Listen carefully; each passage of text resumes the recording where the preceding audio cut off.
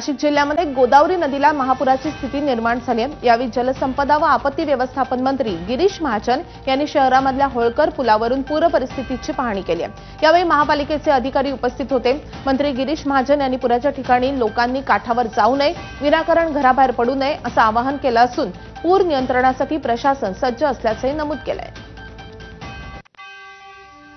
अहिल्यानगरमध्ये शनिवारी झालेल्या मुसळधार पावसामुळे सीना नदीला पुन्हा एकदा पूर आलाय। सोलापूर जिल्ह्यातल्या माढा, करमाळा, मोहोळ, उत्तर सोलापूर आणि दक्षिण सोलापुरातल्या अनेक गावांमध्ये पुन्हा पाणी शिरलंय। सीना नदीमध्ये सुमारे 1,54,000 क्युसेकनं विसर्ग सुरू आहे। त्यामुळे सीना नदीकाठच्या नागरिकांना प्रशासनानं सतर्कतेचा इशारा दिलाय। दरम्यान पालकमंत्री जयकुमार गोरे आज सोलापुरामध्ये थांबून या परिस्थितीचा आढावा घेणार आहेत। सोलापूरच्या पूरस्थितीबाबत अपडेट देण्यासाठी आफताब शेख आपल्यासोबत लाईव्ह आहेत। आफताब, आत्ता सोलापूरमध्ये पाऊस पडतोय का? पूरस्थिती कशी आहे? माझे सुदैवानं सोलापूर जिल्ह्यामध्ये पाऊस नाही आणि त्यामुळे पूरस्थिती जी आहे ती काही प्रमाणात कमी असली तरी महापूर जो आहे तो अद्यापही कायम आहे। कारण अहिल्यानगरमध्ये शनिवार आणि रविवार जो पाऊस झाला त्यानंतर अहिल्यानगरमधून सीना नदीमध्ये पाण्याचा मोठा विसर्ग होत आहे आणि सीना कोळेगाव असेल, खासापुरी असेल, चांदणी असेल या सर्व प्रकल्पांमधून सीना नदीमध्ये सुमारे 1,54,000 क्युसेकचा पाण्याचा विसर्ग जो आहे तो सीना नदीमध्ये सुरू आहे आणि त्यामुळे ही परिस्थिती सीना नदीची आपण या ठिकाणी बघताय।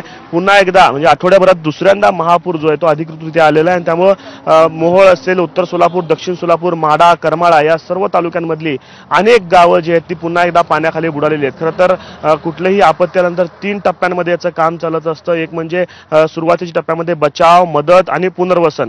पहिल्यांदा जो महापूर आला त्यानंतर बचाव कार्य संपलेलं होतं आणि मदत प्रक्रियेमध्ये प्रशासन काम करत होतं आणि त्यातच पुन्हा एकदा या दुसऱ्यांदा महापूर आल्याची परिस्थिती आपल्याला पाहायला मिळते।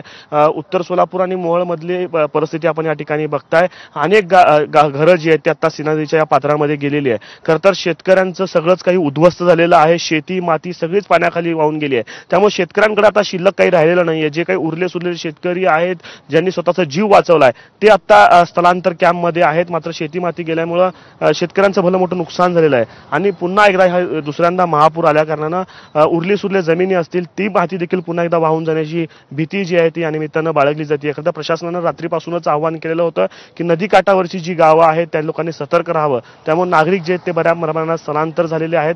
पालकमंत्री जयकुमार गोरे हे रात्री सोलापुरात मुक्कामी आलेले आहेत आणि आज दिवसभर सोलापूर शहरात थांबून परिस्थितीचा आढावा घेणार आहेत, पुराचा आढावा घेणार आहेत। अर्थात ज्या लोकांना पहिल्या पुरामध्ये बचाव कार्य करण्यात आलेलं आहे या सगळ्यांना मदत पोहोचवण्याचं काम प्रशासन आता युद्ध पातळीवरती करत आहे आणि दुसऱ्या पुरातनं सावरण्याचे प्रयत्न देखील प्रशासनाच्या वतीनं केले जातील। माधवी, की दुसरा पूर आल्यामुळे जनजीवन पूर्णपणे विस्कळीत झालेले, मात्र पावसानं उघडीप दिली आहे ही काहीशी सकारात्मक गोष्ट आहे। आफताब, धन्यवाद या सगळ्या सविस्तर अपडेटसाठी।